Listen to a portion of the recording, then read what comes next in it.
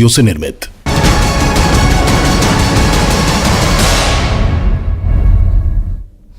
नमस्कार, बहुत स्वागत है आपका सिटी एट 9 में खबरों के साथ। मैं हूं रीनू यादव। शुरुआत करेंगे खबरों की और सबसे पहली बात मुरैना से बड़ी खबर की। मुरैना में रेत माफिया की दबंगई का मामला सामने आ रहा है, जहां वन विभाग की टीम से छुड़ाकर ले भागे ट्रैक्टर ट्रॉली और भागते समय निकला ट्रैक्टर का अगला पहिया। हाईवे पर अवैध रेत से भरी ट्रॉली के चलते लगा रहा जाम। वन विभाग के गश्ती दल को देखकर रेत माफिया भागे थे और इस दौरान जिस वाहन को लेकर भागे थे उसका एक पहिया निकल गया और इसके चलते बीच सड़क पर ही रेत से भरा ट्रैक्टर खड़ा रहा। सिविल लाइन थाने के अंबा बाईपास का ये पूरा मामला आपको बता रहे हैं। खबर मुरैना से है। रेत माफिया की दबंगई और इस कदर दबंगई के वन विभाग की टीम से छुड़ाकर ट्रैक्टर ट्रॉली लेकर भाग गए और भागते समय ट्रैक्टर का अगला पहिया निकला। हाईवे पर अवैध रेत से भरी ट्रॉली के चलते लगा रहा जाम। वन विभाग के गश्ती दल को देखकर रेत माफिया भाग गए और सिविल लाइन थाने के अंबाह बाईपास का ये पूरा मामला बताया जा रहा है।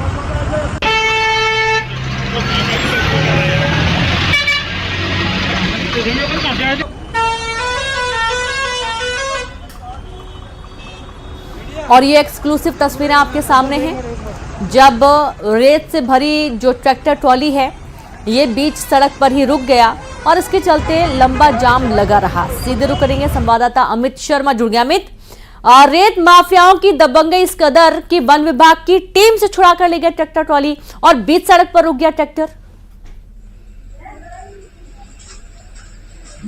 बिल्कुल, देखिए ये पूरा घटनाक्रम उस वक्त का है जब वन विभाग की जो सर्चिंग दल होता है, जो दबिश देने के लिए जाता है, वो दल आ रहा था। इसी दौरान नेशनल हाईवे 44 के पास यानी कि अंबा बाईपास के पास रेत माफियाओं की मंडी लगाई जा रही थी। लेकिन जब वन विभाग का दल उन्हें नजर आया तो उसके बाद रेत माफियाओं में हड़कंप की स्थिति बन गई और उसके बाद सभी ट्रैक्टर वहां से फरार हो गए। लेकिन एक ट्रैक्टर डिवाइडर को लांग करके यानी कि डिवाइडर को खुदा करके ट्रैक्टर चालक उस ट्रैक्टर को भी फरार यानी कि ले जाने की कोशिश कर रहा था। उसी वक्त ट्रैक्टर का अगला पहिया निकल गया था। उसके बाद ट्रैक्टर और ट्रॉली वहीं पर खड़े रह गए। लेकिन जैसे ही वन विभाग की टीम ने वहां से ट्रैक्टर ट्रॉली को जब्त करने के प्रयास किए थे तो वहां पर रेत माफियाओं का जमावड़ा इकट्ठा हो गया, यानी कि 2 दर्जन से अधिक रेत माफिया वहां पर आ गए थे और उसके बाद जो वन विभाग का दल था उसे वहां से भगा दिया और करीबन ये हाई वोल्टेज ड्रामा 1 घंटे तक चला रहा। इस दौरान 1 किलोमीटर लंबा नेशनल हाईवे 44 पर जाम भी लग गया।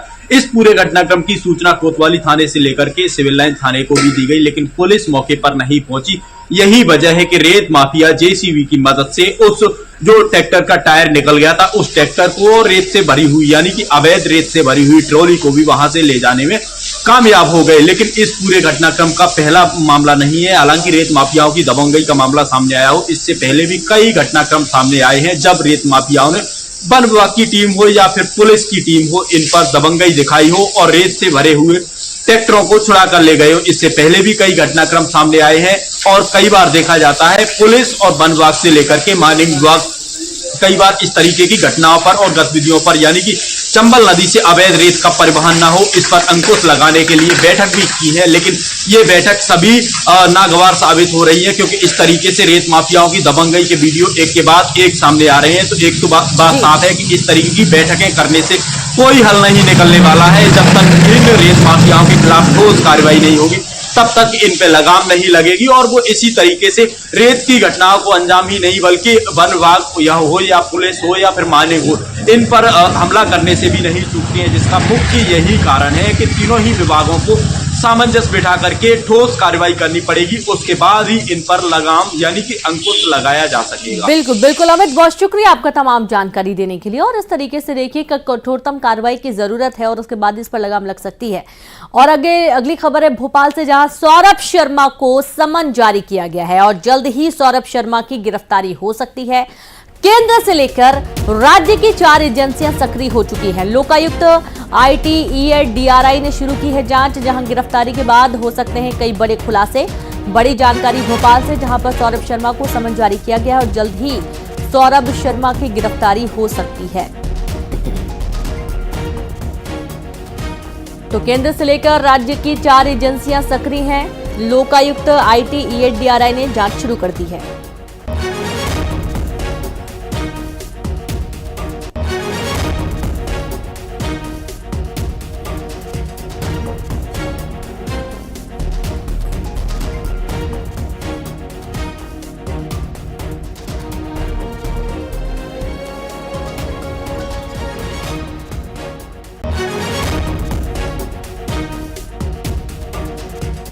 वह सौरभ शर्मा मामले में बड़ा खुलासा हो सकता है। कांग्रेस के 15 महीने के कार्यकाल में पावरफुल हुआ था सौरभ। नियम कानून को ताक पर रखकर अनुकंपा नियुक्ति दी गई थी। सौरभ के पिता आरके शर्मा शासकीय चिकित्सक थे।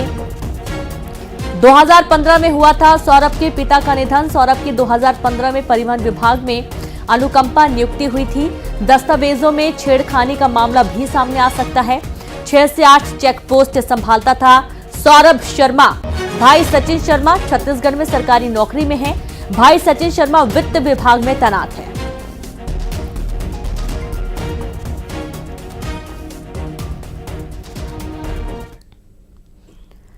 वहीं मुख्यमंत्री डॉक्टर मोहन यादव ने कहा है कि हमारी सरकार किसी भी हाल में भ्रष्टाचार बर्दाश्त नहीं करेगी।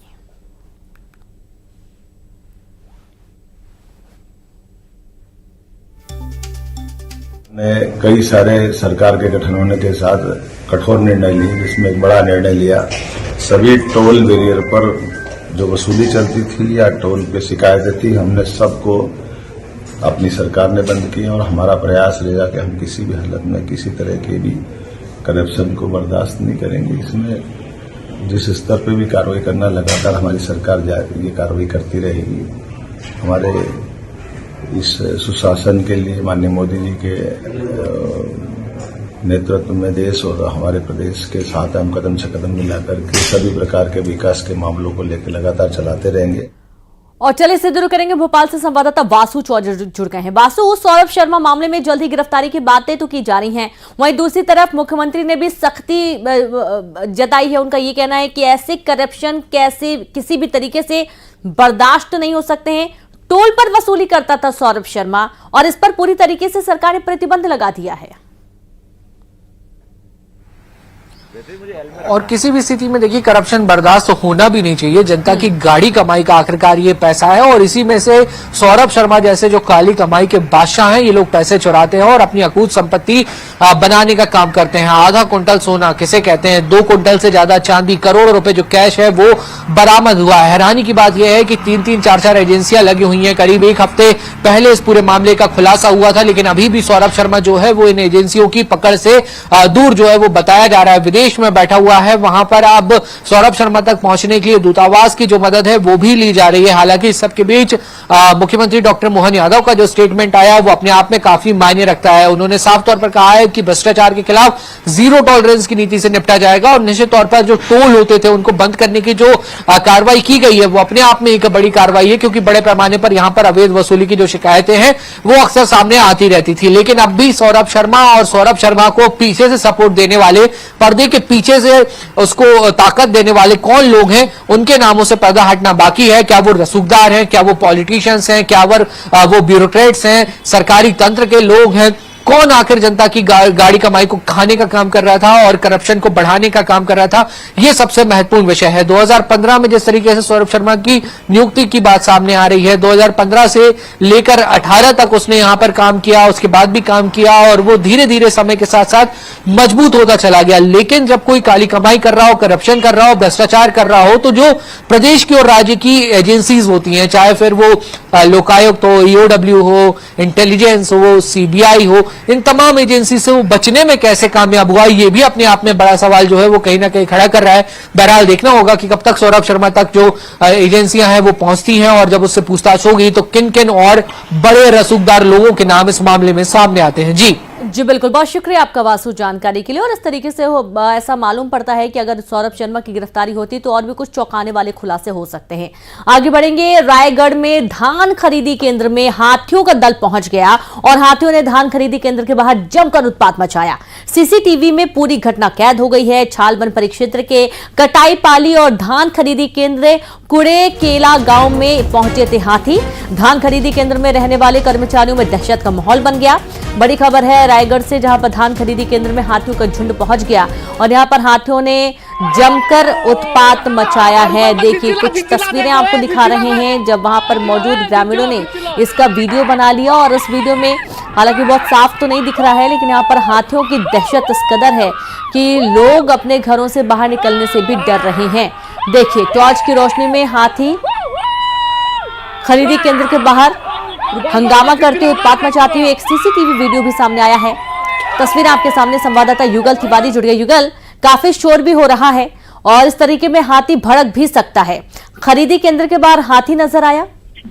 जी बिल्कुल, देखिए धान खरीदी केंद्रों में लगातार हाथी है वो पहुंच रहे हैं, स्कूल तक पहुंच रहे हैं हाथी। और इसके अलावा अगर हम बात करें लैलूंगा वन परिक्षेत्र में 40 से अधिक हाथी है, जहां पर ग्रामीणों को कैंप लगाना पड़ा है ग्रामीणों के लिए, क्योंकि हाथी कच्चे मकान को लगातार तोड़ रहे हैं, धाराशायी कर रहे हैं। तो इसलिए बहुत सारे जो वहाँ जंगली क्षेत्र में जो लोग रहते हैं उनको रेस्क्यू वहां से किया गया है और अलग से कैंप लगा करके वहां पर खाना कंबल, क्योंकि ठंड का समय है तो इसलिए ग्रामीणों को मुहैया कराया जा रहा है। और लगातार रायगढ़ जिले में 40 से अधिक हाथी हैं जो अलग अलग क्षेत्रों में विचरण कर रहे हैं। और धान खरीद केंद्र में दरअसल हाथी का जो दल है धान खाने के लिए जाता है और इस दौरान हमले भी करता है।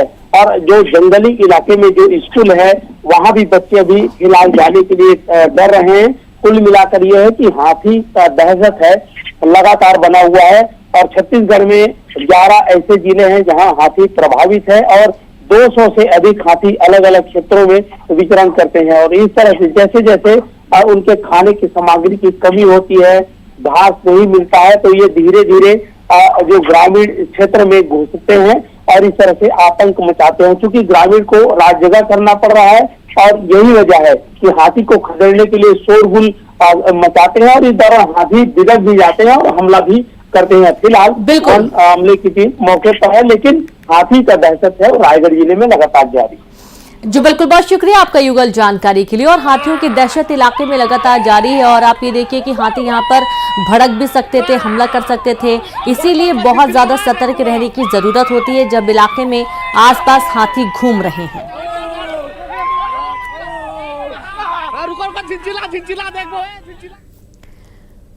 बलरामपुर में न्यूज 18 की खबर का बड़ा असर हुआ है। अस्पताल में वार्ड बॉय द्वारा मरीजों का इलाज करने के मामले में एक्शन हुआ है। डॉक्टर, वार्ड बॉय और नर्स को कारण बताओ नोटिस भी जारी किया गया। जांच के दौरान ड्यूटी पर नहीं थे डॉक्टर और नर्स। वार्ड बॉय की मरीजों को इंजेक्शन लगा रहा था, वार्ड बॉय ही मरीजों को इलाज कर रहा था। सीएमएचओ ने जांच टीम बनाई है। पीएचसी पंडरी का ये पूरा मामला बताया जा रहा है। खबर बलरामपुर से आपको दे रहे हैं, जहां पर न्यूज 18 की खबर का बड़ा असर हुआ। संवाददाता सूरज गुप्ता जुड़ गए। सूरज, क्या वार्ड बॉय के भरोसे पूरा अस्पताल चलेगा? जी मैं आपको बता दूं कि ये बलरामपुर जिले के प्राथमिक स्वास्थ्य केंद्र पंडरी का पूरा मामला है, जहां वार्ड बॉय के द्वारा मरीजों का इलाज किया जा रहा था, लोगों की जान के साथ खिलवाड़ किया जा रहा था। जैसी इस खबर को न्यूज 18 ने प्राथमिकता के साथ दिखाया, तत्काल मुख्य चिकित्सा स्वास्थ्य अधिकारी ने मामले में संज्ञान लेते हुए जांच टीम गठित की और टीम को मौके पर भेजा, जहां डॉक्टर और नर्स नदारत पाए गए, जिसके बाद इन्हें कारण बताओ नोटिस जारी किया गया। वहीं वार्ड बॉय को भी कारण बताओ नोटिस जारी किया गया है और उनसे 3 दिवस के अंदर जवाब मांगा गया है। जिस तरीके से वार्ड बॉय इलाज कर रहा था, इंजेक्शन लगा रहा था, ब्लड टेस्ट कर रहा था, इससे स्पष्ट हो रहा है कि हॉस्पिटल में पूरा जो हॉस्पिटल है वार्ड बॉय के भरोसे चल रहा था। लेकिन खबर चलाए जाने के बाद स्वास्थ्य महकमे में हड़कंप है, लगातार इसमें जांच कर कार्रवाई करने की बात कही जा रही है। वही कारण बताओ नोटिस अभी जारी कर दिया गया है। अब इस नोटिस का जो 3 दिवस के भीतर जवाब आना है, उसके बाद देखा जाएगा कि आगे क्या कार्रवाई होती है। लेकिन जिस तरीके से वार्ड बॉय जो इंजेक्शन लगा रहा था, लोगों की जान के साथ बहुत बड़ा खिलवाड़ किया जा रहा था। जी बिल्कुल, बहुत शुक्रिया आपका सूरज जानकारी के लिए। तो वार्ड बॉय खुद ही डॉक्टर बना हुआ है और अगर वार्ड बॉय के भरोसे अस्पताल चल रहा है तो डॉक्टरों की जरूरत क्या है? इस पूरी खबर के सामने आने के बाद हड़कंप की स्थिति बनी हुई है। इंदौर की एक मस्जिद में वक्फ बोर्ड के नाम से फर्जीवाड़ा किए जाने के मामले में पूर्व अध्यक्ष के खिलाफ पुलिस ने मामला दर्ज कर लिया और इस मामले में भोपाल वक्फ बोर्ड के लिपिक ने शिकायत की थी, जिसकी जांच के बाद पुलिस ने पूरे मामले में कार्रवाई की है। संयोगितागंज पुलिस ने मोहम्मद उस्मान की शिकायत पर नासिर उर्फ नस्सू खान के खिलाफ धोखाधड़ी का केस दर्ज कर लिया है। पुलिस ने बताया कि उस्मान इंदौर संभाग वक्फ बोर्ड भोपाल में लिपिक के पद पर काम करते हैं, तो वहीं नासिर रंगरेजान कड़ाव घाट मस्जिद के पूर्व अध्यक्ष हैं। उस्मान ने अपनी शिकायत में पुलिस को बताया कि नासिर खान ने वक्फ बोर्ड के कार्यालयीन दस्तावेज, लेटर हेड, सील मोहर का गलत तरीके से उपयोग किया, जिसमें कमेटी बनाने का गलत आदेश निकाला, साथ ही संपत्ति पर अनाधिकृत आधिपत्य जमाने का भी काम किया गया।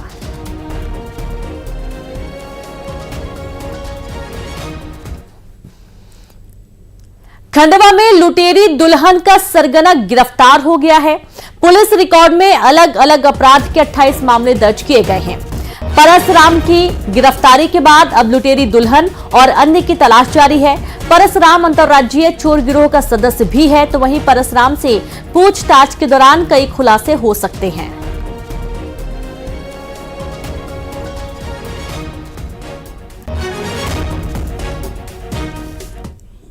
मुरैना में करीब 6 युवकों ने कोचिंग पढ़ने जा रहे एक छात्र के साथ मारपीट की है।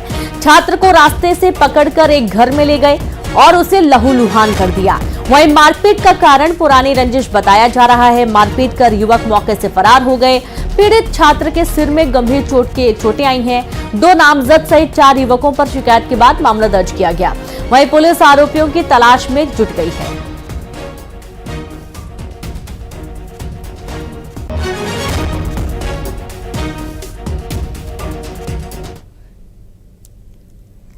खंडवा में खाद बीज की दुकान में एक युवक फंदे पर लटक गया। महादेवगढ़ गेट के सामने कृष्णा एग्रो एजेंसी में पंखे से लटककर युवक ने फांसी लगा ली। बता दें कि दुकान के बाहर युवक की पत्नी रो रही थी, लेकिन जैसे ही दुकान का शटर खोला गया तो युवक फंदे पर लटका मिला था। वहीं सूचना पाकर मौके पर पुलिस पहुंची और जांच शुरू कर दी है।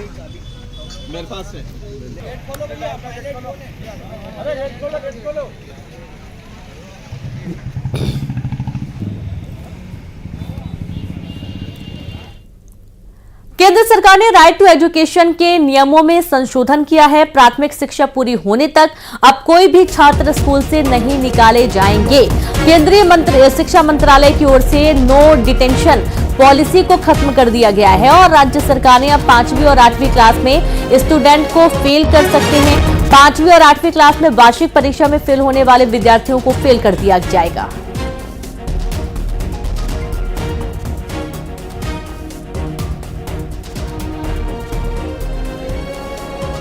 तो देखिए, नो डिटेंशन पॉलिसी जो है वो उसे खत्म कर दिया जा रहा है और ये एक बहुत बड़ी जानकारी है सभी के लिए, जहां केंद्र सरकार ने राइट टू एजुकेशन के नियमों में संशोधन किया और प्राथमिक शिक्षा पूरी होने तक अब कोई भी छात्र स्कूल से नहीं निकाले जाएंगे। स्कूल से छात्रों को निकाला नहीं जाएगा। केंद्रीय शिक्षा मंत्रालय की ओर से नो डिटेंशन पॉलिसी को खत्म कर दिया गया है। राजस्थान के कोटपुतली से बड़ी खबर है, जहां 19 घंटे से बोरवेल में फंसी 3 साल की चेतना 2 बार रेस्क्यू किया गया। 2 बार रेस्क्यू ऑपरेशन चलाया गया, लेकिन ये फेल हो चुका है। कल खेलते वक्त बोरवेल में गिरी थी चेतना। एनडीआरएफ एसडीआरएफ की टीमें रेस्क्यू ऑपरेशन में जुटी हैं। बोरवेल में गिरी मिट्टी को हटाने की कोशिश जारी है। 150 फीट गहरे बोरवेल में पहुंचाई गई थी ऑक्सीजन। बड़ी जानकारी आपको दे रहे हैं राजस्थान के कोटपुतली से। बड़ी खबर है, जहां पर 19 घंटे से बोरवेल में फंसी 3 साल की चेतना को लगातार निकालने की कोशिश जारी है। 2 बार रेस्क्यू ऑपरेशन फेल हो चुका है। कल की ही घटना है जब खेलते हुए चेतना बोरवेल में जा गिरी थी। एनडीआरएफ एसडीआरएफ की टीमें रेस्क्यू ऑपरेशन में जुटी हुई हैं। बोरवेल में गिरी मिट्टी को हटाने की कोशिश की जा रही है। 150 फीट गहरे बोरवेल में पहुंचाई गई थी ऑक्सीजन, जहां पर अभी तक की जो जानकारी है उस हिसाब से 3 साल की मासूम सुरक्षित है।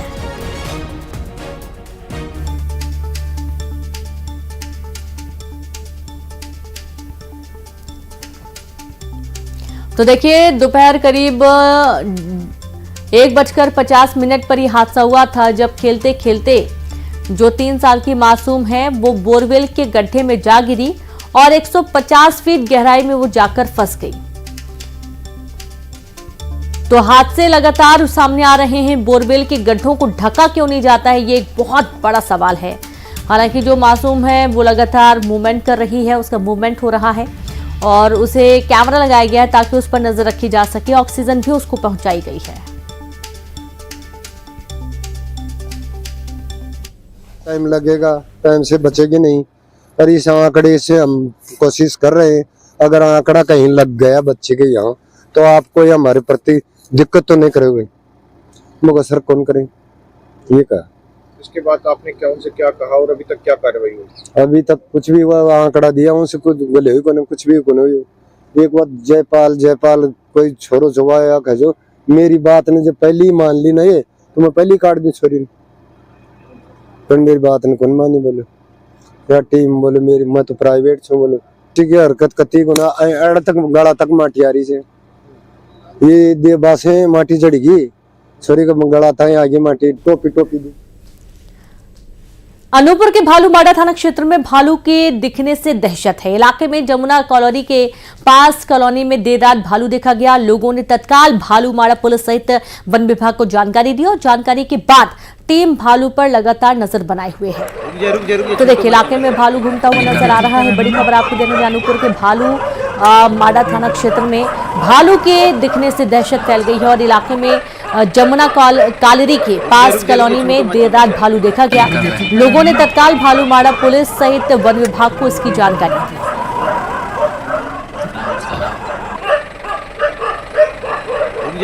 छोटो मत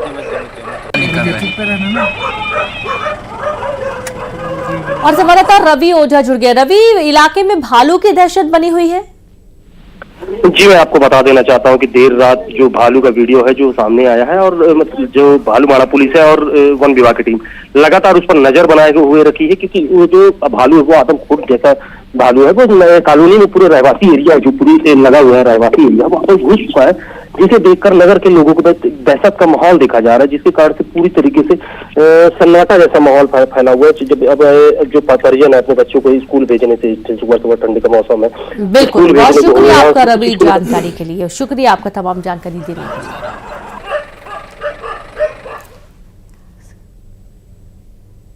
तो भालू की दहशत इलाके में बनी हुई है और चलिए अब देखेंगे 20 बड़ी खबरें तेज अंदाज में।